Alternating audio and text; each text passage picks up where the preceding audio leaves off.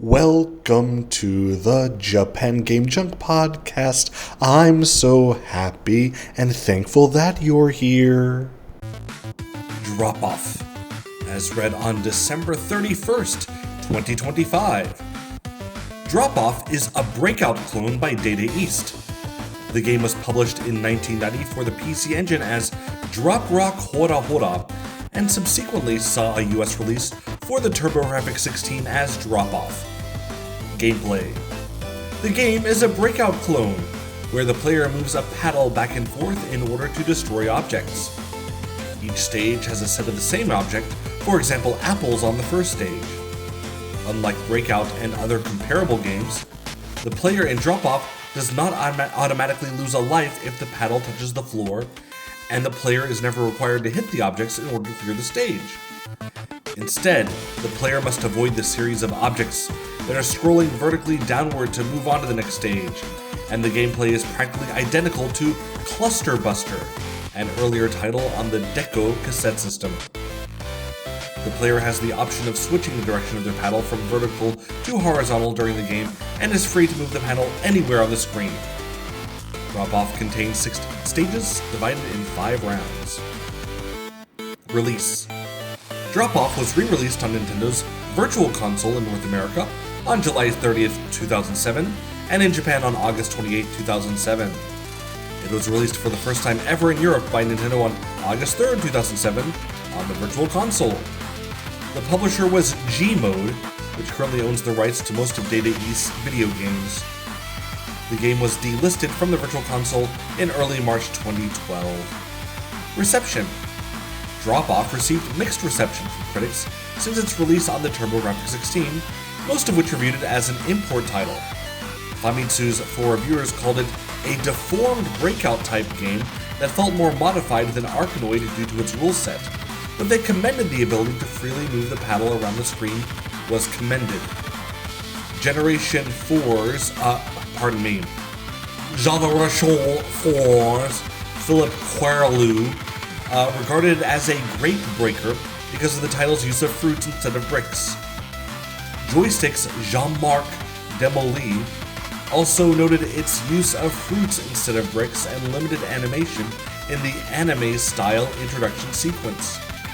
Regardless, Demoli stated that Drop Off was a well-realized game inspired by Arkanoid and similar titles on computers, giving positive remarks to the audiovisual presentation, animations, and controls. Tilt's Alain Hugues-Lacour compared it with Addictable for Atari ST due to both titles sharing similar principles.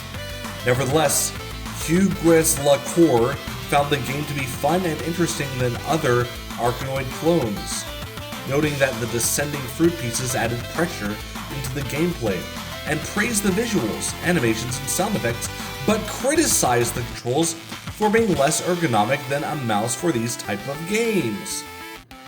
Power Play. Henrik Fish regarded Drop Off as a nice but non-addictive title, criticizing the audiovisual presentation and other aspects. Video Games and Computer Entertainment's BW noted the ability to freely move the paddle around the screen, but expressed mixed thoughts about the game's replayability, and criticized both the visuals and sound. TurboPlay's Don Nauert concurred with BW when reviewing the title, giving a mixed remark to his playability and criticizing the graphics and sound.